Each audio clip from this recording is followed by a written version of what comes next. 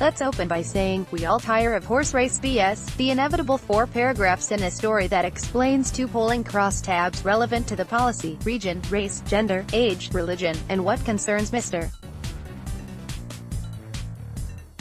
Biden's senior advisors about the crosstabs, as though you need proof that this story matters before you're allowed to continue reading.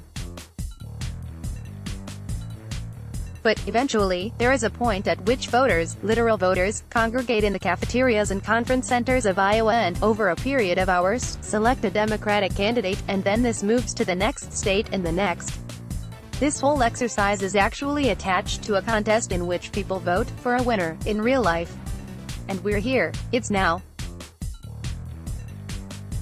If Bernie Sanders or Elizabeth Warren does not prevail over the other, and they split even some vote in stately dignity, then neither will be president. Now, obviously, the last 2 weeks have run a lot hotter than stately dignity, ending with Warren telling Sanders on stage that he called her a liar on TV, and he responding in kind, followed by the two gloomily declining to comment. Coverage of this dispute has largely operated in 2 ways. First, what reads like a World War II tactical synopsis that begins with a violation of subsection 2(b) of the Non-Aggression Pact. Second, an emotional, hear no evil, response that chalks everything up to a distraction, driven by the media's capricious need for interpersonal drama, and one that will ultimately harm the progressive interests. Either way, in these tellings, Sanders and Warren end up reading like robots, operating on some higher hyper-rational plane for the purposes of drama or academic furtherance of progressivism. It is possible for their stories to be compatible. Sanders could have said that a woman will face the obstacle of Donald Trump's sexism, and Warren could have heard that to mean, in the context of their meeting, that she would lose. It is also possible that, despite their campaigns ostensibly favoring a return to the Non-Aggression Pact on this particular topic, the candidates themselves do not, against their more rational impulses.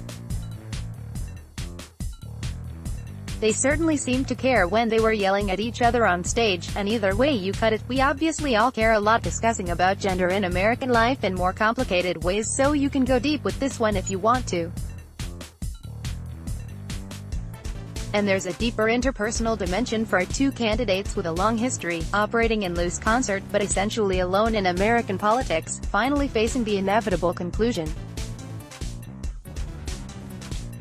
Because at the end of the day, it is actually a real-life exercise in choice. And truly, this is not to say that the reason to decide between them is their dispute about a meeting 13 months ago, just that people should stop acting like they're shocked there's any dispute between 2 different individuals with overlapping policies in a presidential primary.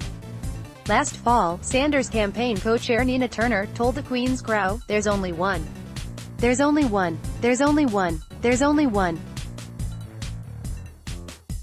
There's only one. There's only one." She meant to argue that Sanders is a singular force in American politics, a true member of the movement left on the verge of national success.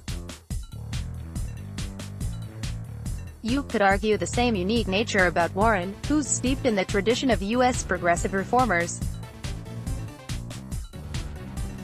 But Turner's point conceptually strikes upon the operating premise of an election: there can only be one. Block ads. Why?